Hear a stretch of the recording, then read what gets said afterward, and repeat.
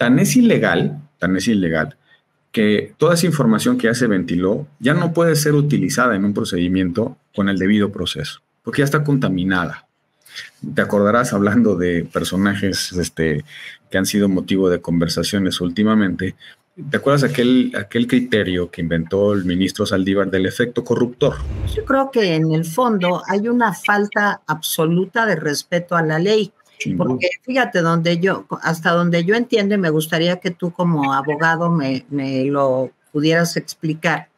Fíjate, le suspenden la pensión a María Amparo Casar a partir del 15 de febrero sin que ella reciba ninguna notificación al respecto. Creo que eso es indebido. Segundo, no sabe ella todavía si realmente hay una denuncia en su contra, se ha abierto alguna carpeta de investigación, sino todo es a partir de una serie de conclusiones o conjeturas a las que llega el presidente López Obrador y que se publican en su libro al que le hace publicidad también utilizando medios que pagamos todos, ¿verdad? Y que no debería de ser. Entonces, sí siento que es un acoso político, que es un acoso que yo no sé si se pueda concretar en lo jurídico, y además que es un ataque personal, porque pues como cualquier ser humano, yo creo que esos momentos que vivió María Amparo con la muerte de su esposo, pues son momentos muy difíciles, y ahora estar 20 años después nuevamente, pues por quién sabe qué, pues en una situación realmente muy vulnerable, ¿no? ¿Cómo ves esto? ¿Es legal lo que hace el presidente? No es legal por ningún ángulo, por ningún ángulo. De hecho, tu información está protegida como ciudadana frente al poder, sobre todo frente al poder.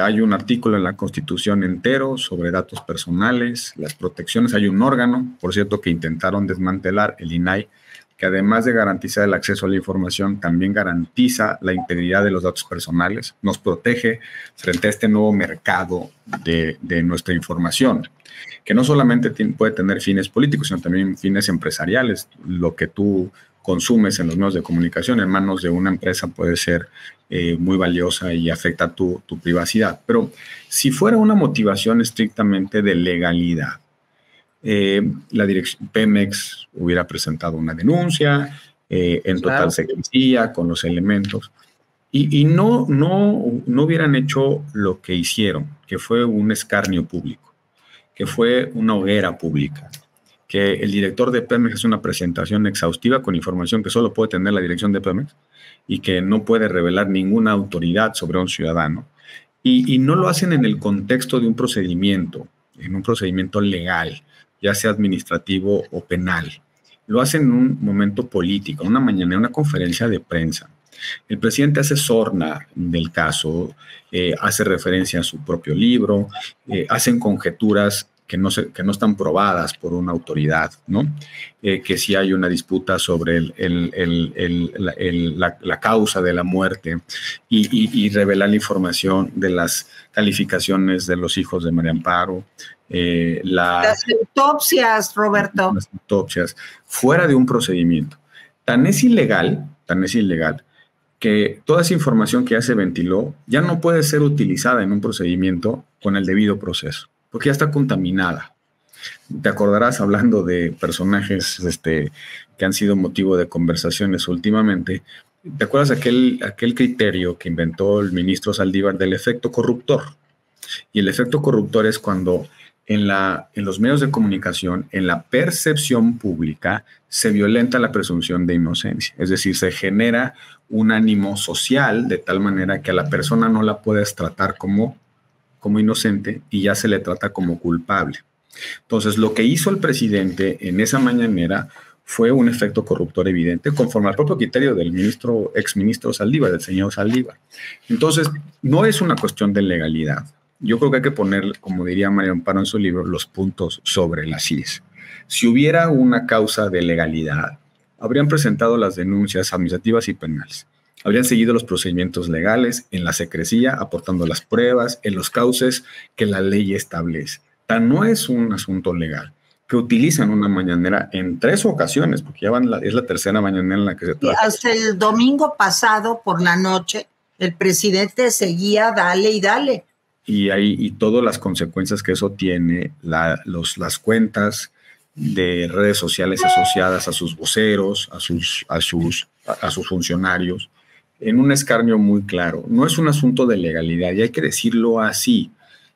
Quien respeta la legalidad respeta los procedimientos legales, las autoridades que se encargan de ponderar hechos y pruebas. Aquí no hubo tal cosa. Aquí lo que hubo fue en una circunstancia que yo creo que tiene que ver con la publicación del libro, como hoy lo dice, hace unos días en unas columnas, pero también tiene que ver con el primer debate, Tere. Perdón, con el segundo debate. Claro. En el segundo debate surge una casa, que es una investigación de esa organización no gubernamental que dirige María Amparo Casar, que encuentra una casa que fue adquirida a través de una figura que no se explica en un contexto normal de una servidora pública.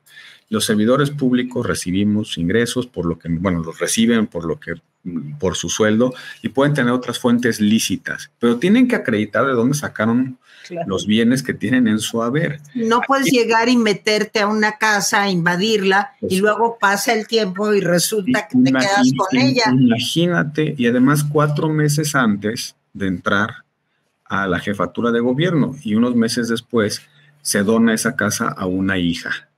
De verdad, del universo de mexicanos que vivimos este maravilloso país, ¿cuántos tienen el privilegio de estar en el servicio público durante muchos años y adquirir una casa por solo el paso del tiempo, por solamente estar ahí?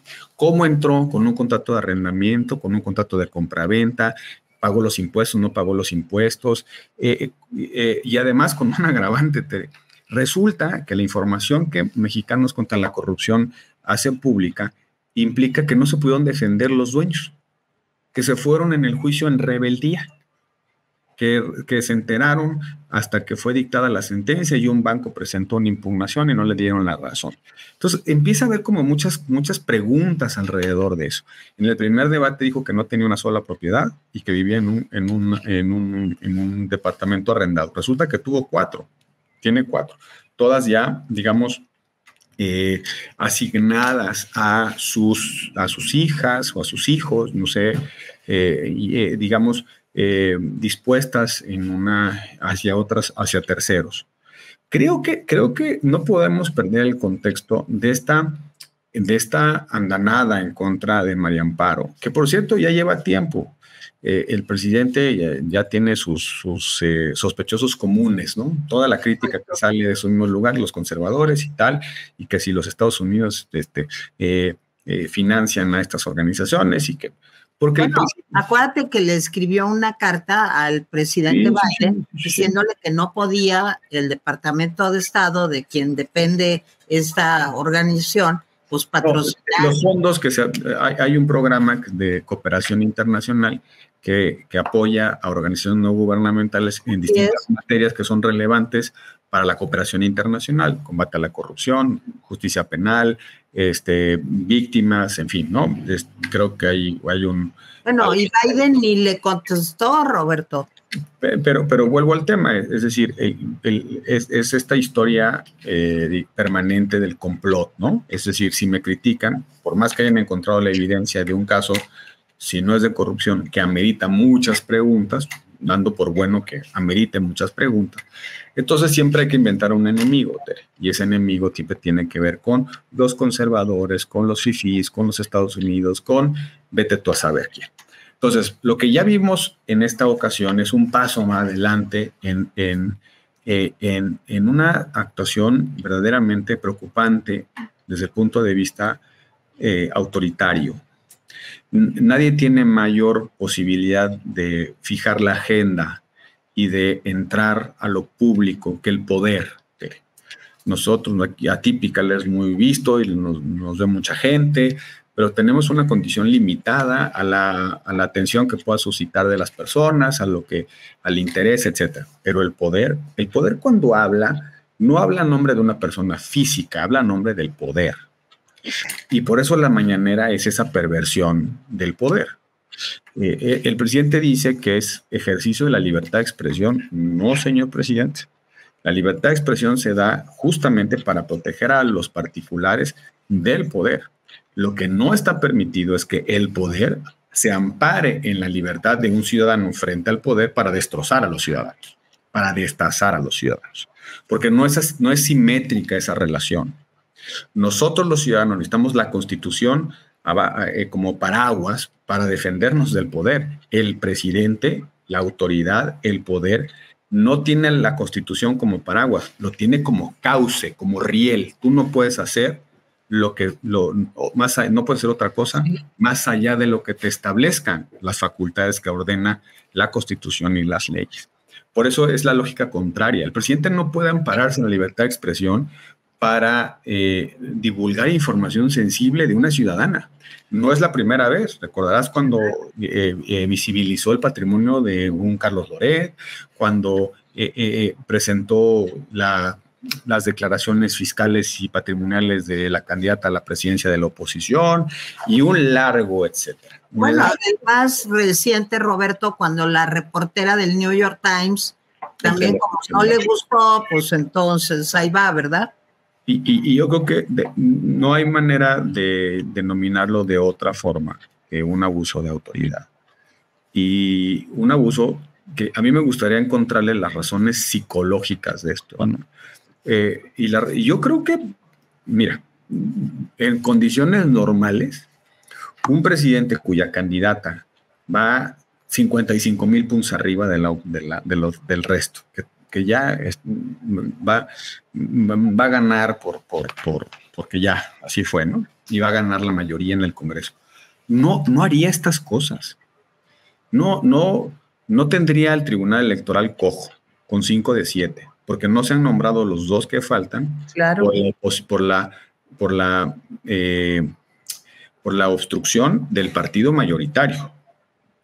Las propuestas, hay que recordar, vienen de la Corte, no vienen de los partidos. Hay 2 ternas presentadas por la Corte que tienen un respaldo en la Corte y que pudieron haber sido procesadas por una mayoría calificada. Pero no puede haber mayoría calificada en el Senado de la República sin Morena.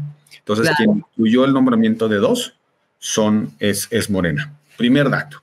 Segundo dato. El presidente se mete todos los días en la campaña. Va a ser el servidor público en la historia más sancionado. Ya lleva 17 resoluciones sancionatorias en el Tribunal Electoral y 43 medidas cautelares, 60 expedientes en los que encuentran evidencia de que el presidente intervino. El 80% tiene que ver con la mañanera. Segundo. Tercero, esta hostilización a los críticos. El señor Epigmenio Ibarra llegó a decirle esperpento a la candidata, que es el vocero de Morena. Entonces, si van tan bien, si esto es una cosa, esto es un paseo en bicicleta, ¿por qué tanta hostilidad? ¿Por qué no cuidar la elección? ¿Por qué no llamar a que, en lugar de obstaculizar a los observadores internacionales, por qué no traerlos a todos para darle un toque de legitimidad? ¿Por qué tanto nerviosismo? ¿Por qué el presidente no deja de meterse en la elección? Esa es mi gran pregunta.